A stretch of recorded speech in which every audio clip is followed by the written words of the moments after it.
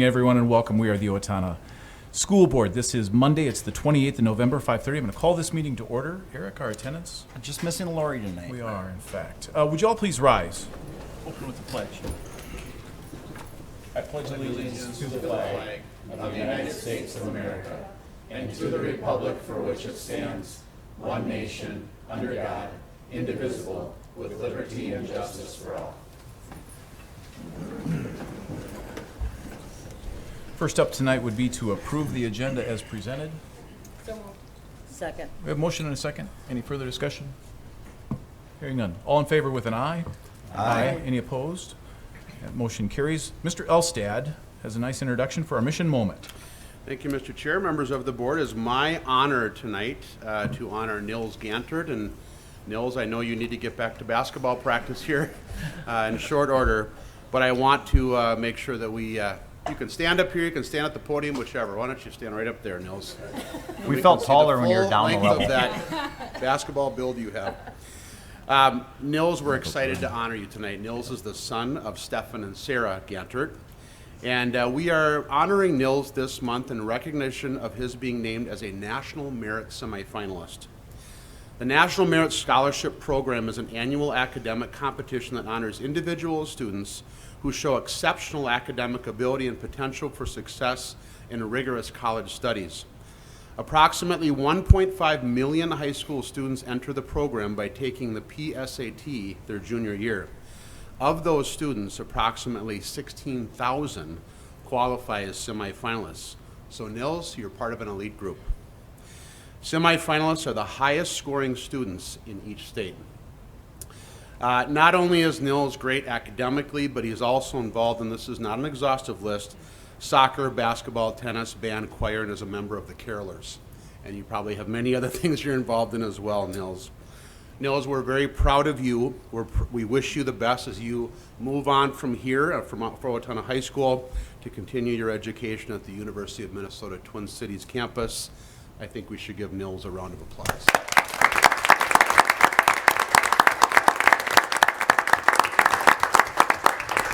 Members of the board, do you have any comments or questions for Nils? Now you can actually turn and face them if you'd like, Nils. Outstanding college selection. It all comes from good genes, I think. Congratulations on these accomplishments. It's got to be tough to keep doing your classes and keep up your grades and practice and everything. Good job. Nils, thank you very much. Congratulations. We're going to move on. Item 5 tonight is public forum. And I have my statement right here. It's a good opportunity to remind everyone of the importance of meeting decorum. We do not allow slander, defamation, profanity, personal attacks, or revelations of private data. And as chair, I respectfully request that the public refrain from interrupting speakers during the public forum. You'll be provided 3 minutes. Ask to state your name and the subject you wish to address. We have 2 cards. First from Kim Penning. Ms. Penning, come on up. That's a hard act to follow. Welcome. We're glad you're here. My name is Kim Penning, and I'm the science teacher at the ALC here in town. And I just want to come and thank you all for the support that you guys give the ALC. We got a lot of cool things happening. I love my job there. I'll be taking a group to the Bell Museum on December 16th. So if anyone wants to chaperone, you know. And we just got done with a fantastic, 5-day break. Had some turkey bingo at the ALC. Students are exceptional, staff is working hard, and I just want to say thanks. Do you really have a hedgehog named Mike in your classroom? Well, the kids call him Snoop Hogg. Snoop Hogg? Yeah, but Mikey is what my daughter named him. Yes. And our next card is April St. Martin. Ms. St. Martin, welcome.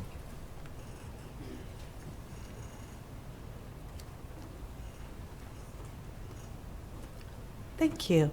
I'm April St. Martin, and what I would like to talk to you is about the last school board meeting And at the last school board meeting, which was a work session, someone stated at the beginning of the meeting that if a parent or community member has a question about something, they should just ask. And that is what one school board member did on behalf of someone in Owatonna. Even though I was not the one to bring up this question or concern, it was a question that was brought to a trusted school board member. And I'm not going to take the time right now to address that question or concern, but I would like to address the way that the question or the concern was responded to by other people on the board. According to policy number 209, Code of Ethics, Section 2, Subsection A, that is listed in the Owatonna School Board Handbook, as a school board member, I will, number 3, states the following. As a school board member, I will listen to opinions and views of others, including but not limited to other school board members, administration staff, students, and community members. In Section C of that same policy, titled To Maintain Relationships with Other Members of the School Board, I will, number 3 states the following. To maintain relationships with other members of the school board, I will make no disparaging remarks in or out of the school board meetings and about other members of the school board or their opinions.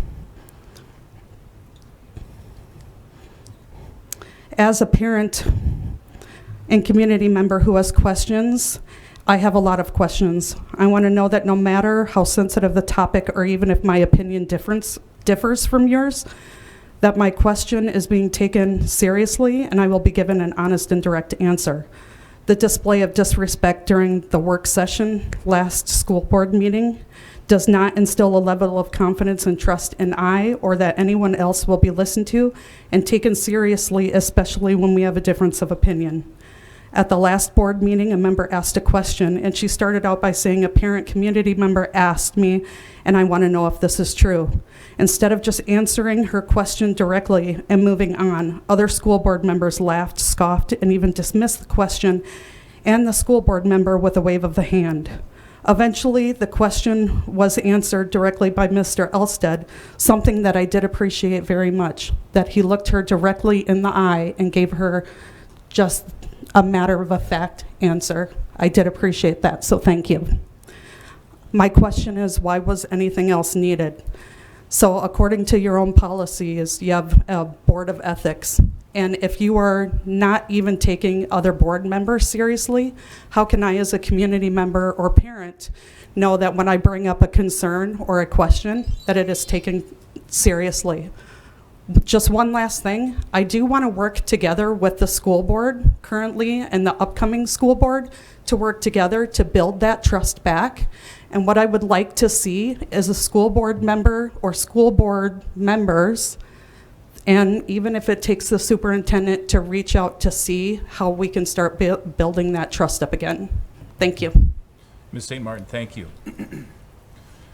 Item 6 tonight would be the reports, and at this point, Amanda Heilman will come up presenting the audit. Yeah, I will introduce our guests that'll be presenting the audit. Today we have Mary Reedy and Lucas Chase from Clifton Larson Allen, and they will be walking through the executive audit summary for our audit this year.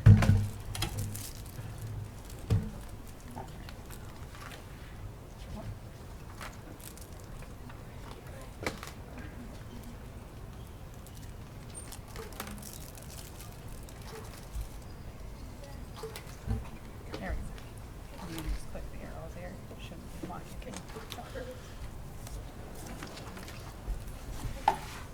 Thank you for having us tonight. My name is Mary Reedy. I was the principal on the job. I'm Lucas Chase. I was the director on the engagement and been on the engagement for the last few years. So we'll go through a quick presentation, kind of overall results of the audit, but feel free to stop us if you have any questions as we go through the report. So we'll go through this, the audit results for the end of the year. So we issued an unmodified or a clean opinion on the overall audit result. The yellow book compliance, no compliance issues noted there. Internal controls, no material weaknesses. You have everything that is working together and properly. Single audit, we had to test 3 major programs, just one finding out of all 3 of those tested. And then legal compliance findings, we test about 5 or 6 different checklists that we have to go through and just 2 issues Speak noted into there. the microphone a little bit better, Okay. or just move it over a little bit, thank you. Okay, sorry about that. There we go. Okay, so just 2 minor issues noted there. So overall, a clean audit report. So we'll get into some actual numbers here. So fund balances of the general fund, just going back from 2018 to 2022. You can see here, total fund balance did grow from last year, went from 11.5 to about 14.9. Expenditures also increased, but your percentage of expenditures to your total fund balance went up to about 23% there. And then unassigned fund balance as a percentage of your total expenditures also increased. You are now up to 12% there. So when you really look at the numbers, revenues were over budget by about $840,000. Expenditures were under budget. We'll talk about that by about $1.7 million. So really you had a positive variance from budget, about $2.6 million for the year. Okay. So student enrollment in ADMs. Here you can see you actually increased net ADM, so average daily membership. This is based your funding and how the district gets paid here. So you actually increased students served. One of probably about 20 of my schools that actually increased in ADMs for the year. So good job on that and maintaining the students and actually growing from prior year.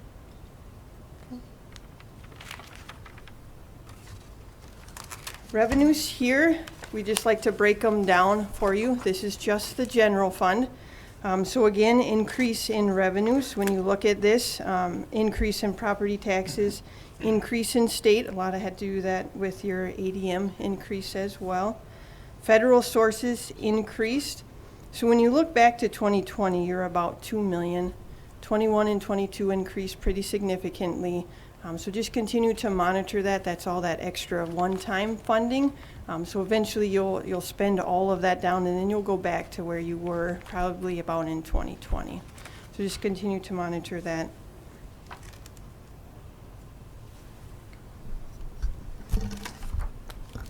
All right. Everybody hear me okay? So here's your expenditures per student or per ADM. So you can see it's kind of a 5-year comparison. Your expenditures per student increased 1.93%, but that was more than made up by a little bit more than the average 2%. It was a 2.45% increase in your gen ed aid. Otherwise, pretty consistent with the prior year, and we're gonna kind of get into district-wide comparisons in later slides as well. Here's your general fund expenditures by object code. Something to point out here is overall you're well under budget, so you're 2.6% under budget. So that's pretty commendable. Most of that was some LTFM projects and other services that were planned to occur but did not occur before June 30. Comparison-wise, if you look at the far right is your fiscal year 21 and kind of in the middle is your actual for 2022. You did have an increase from the prior year of about 3.3% or about 2.1 million. You know, most of that was increases in salaries and benefits because you had those settlements with your salaries in the union agreements. And then there was an increase in capital outlay if you kind of compare the two, and that was some HVAC work, so heating and air conditioning work that was running through your general fund. Here's a slide, kind of side by side. You can see the blue bar is your revenues, the red bar is your expenditures, and the green is your fund balance. 5-year comparison for your food service fund. So looking at this, you can see the food service fund had a pretty decent year. Kind of everything went up, right?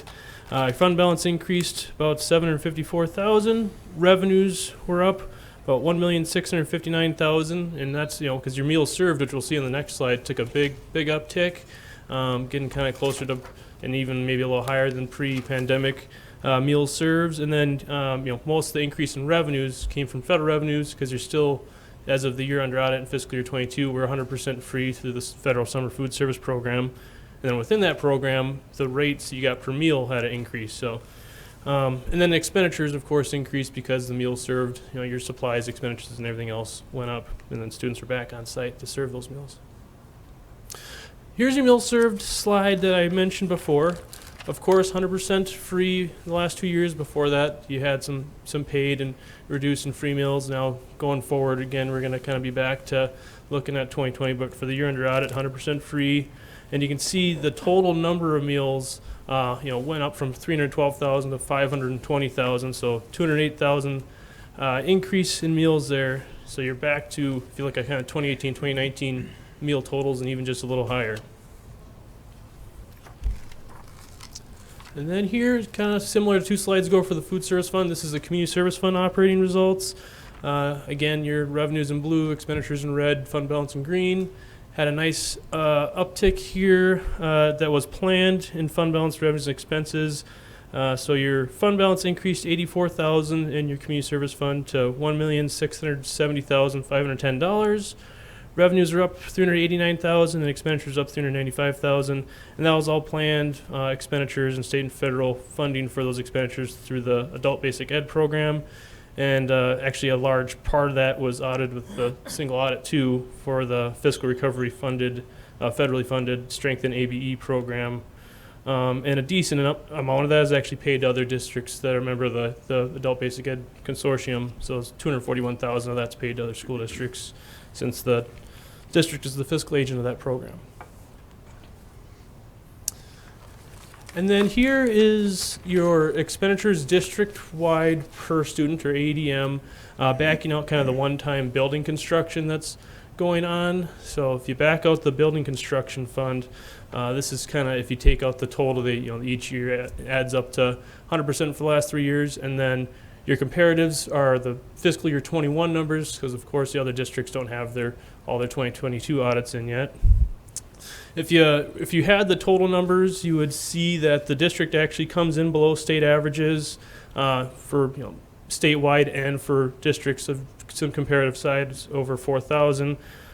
State average districts total expenditures per ADM was 17,306, and Owatonna's was 16,233.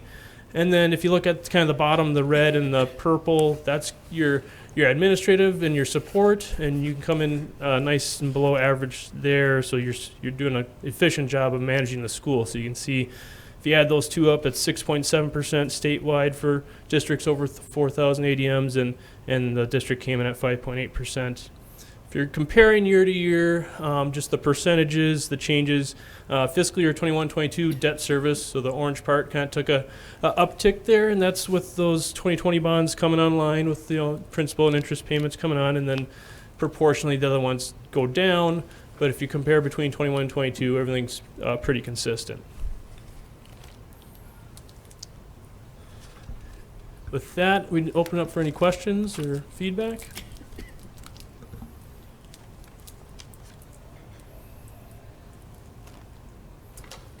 All right, then we'd just like to thank everyone involved in the audit. It's a lot of work on both sides, and we really appreciate it.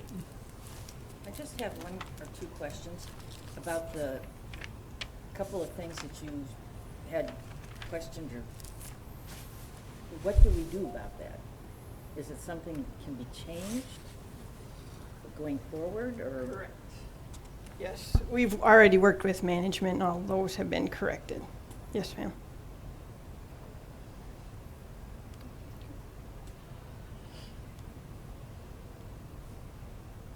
Any other questions? Mary Lucas, thank you. Thank you.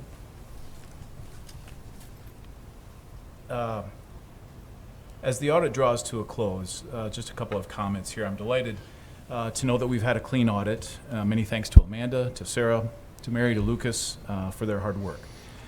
Independent outside audits of the district's finances are done every year as part of our commitment to transparency and fiscal responsibility. And this year there were 2 findings, and both have been addressed. And as board chair, I'd like to speak on one of the findings. Every year, the district has been involved with Mo's contracting, and 3 things have happened. Both our business manager and board member Jolene Mose, who is married to Scott Mose, have clearly indicated the potential conflict of interest to the public and the auditor. In the past, our auditor, Clifton Larson Allen, has not identified the conflict as an issue to be addressed, and Jolene has abstained from voting on any relevant contracts. This year, the auditor changed their interpretation of the state statute and identified the potential conflict as an issue. We immediately addressed this with Moe's Contracting and mutually agreed that Moe's should resign from further work with Owatonna Public Schools while Jolene continues to serve on the board.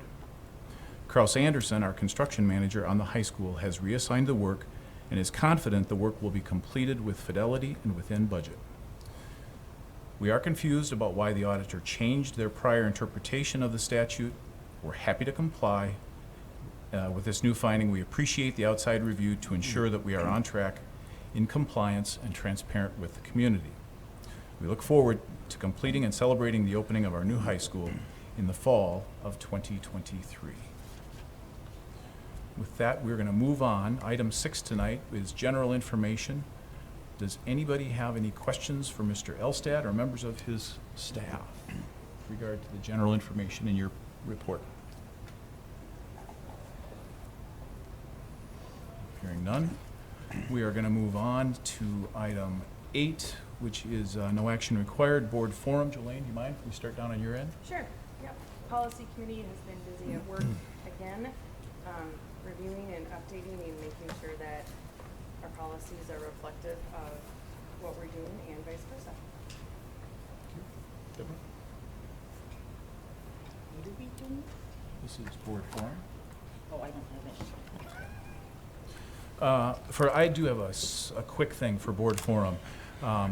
Elizabeth is here tonight, and we had an opportunity to meet with her this morning. I want to thank Mr. Elstad, Sarah, and other members of the staff, because there's this new school board handbook that has been put together. It's a culmination of work from what has been put together here, as well as observations of other school districts.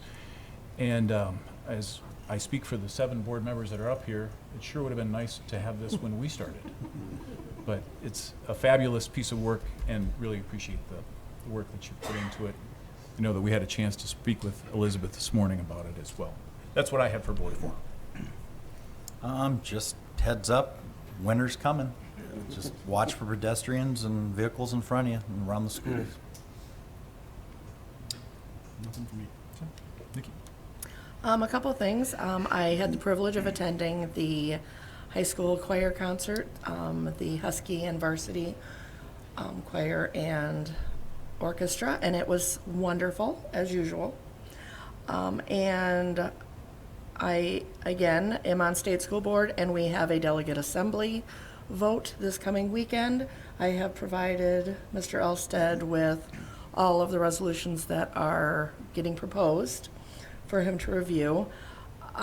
Because I am leaving, I would like to encourage someone else on this board to consider joining delegate assembly so that we continue having a voice.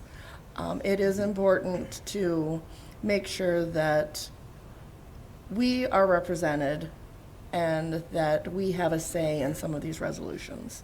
So please consider it when you see those emails come from the new district director. Please consider this district director currently tapping you on the shoulder saying, why haven't you signed up yet? So that's all I have. Thank you. Haley? I'm glad to be back from Thanksgiving break. I think that this quarter and then going into next semester is going to be great. And I'm really excited for the holiday parade on Thursday. I know that there's a lot of students that are going to be involved in that, whether it's like volunteering with NHS or riding a float, or the carolers are going to be singing at that as well, so that'll be really fun. So I'm really excited for the holiday season to start. Similar to Haley, I'm excited for the carolers. I think that that's one of the more interesting things that we do as a high school in Owatonna and in general. So I think that's the only thing I'm like really looking forward to. A lot of it's just about rigorous work, continually to just work on school and a variety of activities. Thank you. Mr. Elstad? I'll wait till the administrative report, if that's okay. Oh, you sure can. Yeah, sorry. Why don't we wait? Up next would be policy revisions. This is the first reading. It did not appear as though there was a lot of substance in the changes that were in policy this time around. Anybody have any questions for members of the policy committee? Hearing none. Hey, Mr. Elstad, do you have anything for the administrative report? I do, thank you, Mr. Chair. I have a few items tonight. Wanted to give a task force, current OHS task force update. We are meeting this Wednesday night to kind of bring the group back together, if you will. The proposal that we received in late October will be brought for consideration and discussion with the task force, eventually leading to perhaps a recommendation to the school board, but I'm assuming we won't get all of that work accomplished on Wednesday night, but our hope is to get through the proposal and really have good, earnest discussion with our community members that are serving on the task force to help provide some guidance and advice on that. I heard a little alarm up here, sorry, pardon me. The next item is I have organized a meeting with our area legislators. I'll be meeting with them next week to discuss our top items for the legislative upcoming session. Senator Jasinski has already tapped me on the shoulder to potentially present on our bond request that will be looking to partner again with Riverland Community College for a mechatronics lab at the Riverland campus. If you remember, this is a piece we just about got across the finish line last spring. We were unsuccessful, but Senator Jasinski, with his support, has asked me to testify on the behalf of that bond again for the upcoming bond committee. Obviously, things are changing at the legislature with the change in the Democratic Party taking over both the House and Senate. So there'll be a number of new committee assignments, and of course, many of our legislators won't find out their committee assignments until probably about 2 weeks before session. And it just depends upon, and Senator Jasinski, I think, has been named the deputy minority lead in the Senate, and so he will have some seniority in helping with decide who sits in those committees. So that's very helpful and a good representation for our area. I wanted to provide you a brief update. I believe that we have one more board meeting with Amanda Hellman, our Director of Finance and Operations. We have moved that process forward, and we're in the process of going through applications right now and hopefully meeting to interview here shortly. I hope to, at the December 12th meeting, if everything works out okay, to bring you a name for consideration for approval to work through. And then we have some transition days with Amanda, but we're looking to fill that position as quickly as possible. And then finally tonight, it's my honor as the superintendent of this district to provide or honor Nikki Giesecke on behalf of the Minnesota School Boards Association. Tonight, Nikki is receiving a 2022-2023 Director's Award. This is in recognition of those who have completed 100 or more hours of attendance at MSBA and National School Board Association, or now COSBA, sponsored meetings and activities within a 4-year time period. And we're so proud of Nikki and the work and dedication that she has provided for our state leadership on the Minnesota State School Board. So tonight I'll be presenting Nikki with this certificate, which names her as the 2023 Director's Award winner.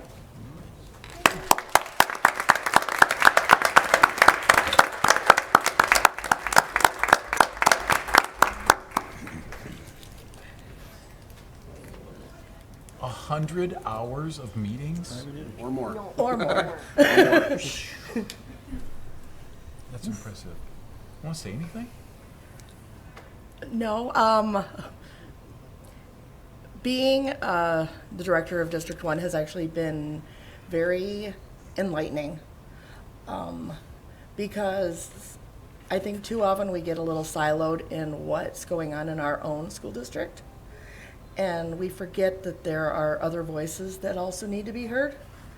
And so, again, just learning what's been going on within my own district, but then also at the state level and hearing what everybody else is talking about and going on. And you learn lots of things. And again, like delegate assembly, then you bring it back to your own district so that, again, hopefully we can have a voice. So yes, it's a lot of hours. Yes, it's a lot of dedication, but it is worth it. Nikki, thank you. Congratulations. Thanks. Thank you. We are going to move on. Item 9 tonight would be the consent agenda. Quick reminder, we are going to approve the minutes from October 24 and November 14, the disbursement and the personnel report. Any reason to pull anything out? Hearing done, we'll entertain a motion to approve. So moved. Second. Have a motion and a second. Eric, this is roll call. Correct. Jolene? Aye. Deborah? Aye. Mark? Aye. Nikki? Aye. Tim? Aye. And I myself is an aye. 6-0 pass. Motion carries. Thank you. Next up would be the audit for the year ended June 30, 2022. That was the audit that was just presented to us. We had an opportunity to hear it and ask. At this point, would one of you please introduce the I motion? move that the board approve the audit for year ended June 30th, 2022 as presented. Second. I have a motion and a second. Any further discussion? Hearing none. All in favor with an aye? Aye. Any opposed? That motion carries. Next up would be the policy revisions. This is the second reading. This was presented at our last meeting. There were a couple of bit more substantive changes that you saw in some of the policies there. Anybody have any questions for members of the policy committee? Hearing none. One of you please introduce this motion. I move that the the, board approve the changes in policies 201, 404, and 502 as presented. second. Have a motion and a second. All in favor with an aye? Aye. Any opposed? That motion carries. Item C is the ISD 761 Foundation Board of Directors. Mr. Elstead, do you want to talk about that? I mean, I can if you don't want to. No, I would be happy to. The ISD 76 Foundation is a separate entity from the school district, but it offers opportunities for people to contribute to a foundation, which those contributions go directly back to our classrooms, made by mini grant requests that teachers and others. I'm going to be, actually, there's one rather large one that I'll be talking about later on in our meeting today. But these are people that are graduates of Owatonna High School and are very committed to the foundation, but not only that, but just committed to the staff and students and our community. And I commend these people for giving up their time and energy to serve in this capacity. And way back in its infancy, somewhere along the line, there was a policy that was written that said annually, the members of the foundation, and sometimes it's, if there's a new member of the foundation, that needs to be lifted Right. up and Need to be presented appointed at by the the school board board, level. right. Any questions? Do you have a motion? Yep. I move that the board ratify the appointment of board directors of the ISD 761 Foundation as listed. Second. Have a motion and a second. Any further discussion? Do you need to abstain? Um, I think we had this discussion last year. Yep. Well, I'll do it. I'll abstain just for posterity. Yep. All in favor with an aye? Aye. Any opposed? That motion carries. Last up, gifts to the district and the aforementioned gifts to the district. Mr. Yeah. Elstead. Thank you. So we have 3 gifts tonight, the first of which is from the Ridge family in honor of Gary Ridge and his passing, that donated money to our Oak Club to help student scholarships for activities. As you know, Gary was a longtime activities director and teacher and coach in our district, and there was a contribution made there from the family. We have another contribution from Bob Wipa, who was our Owatonna High School boys soccer coach, and he donated money for some extra uniforms for our soccer program. The biggest gift tonight that you're being asked to consider approving is a yearly or an annual installment. If you remember, about 2 years ago, the ISD 761 Foundation and the Owatonna Foundation came together to provide some funding for a community room space at the new high school, which will be named the Foundation Room. And what we are being asked to consider accepting tonight is their annual gift of $50,000 as part of their commitment toward this new space. It's a great partnership. I talk with other districts and communities around the state, and this level of commitment from both foundations and our community is just very, very commendable. Any questions? It's pretty cool. Would one of you be kind enough to introduce this motion? I move that the board approve the resolution of acceptance of gifts as presented. Second. We have a motion and a second. Eric, one Yep. more time. Jolene? Aye. Deborah? Aye. Mark? Aye. Nikki? Aye. Tim? Aye. And I myself is an aye. 6-0 pass. Motion carries. Brings us to the adjournment. So move. Second.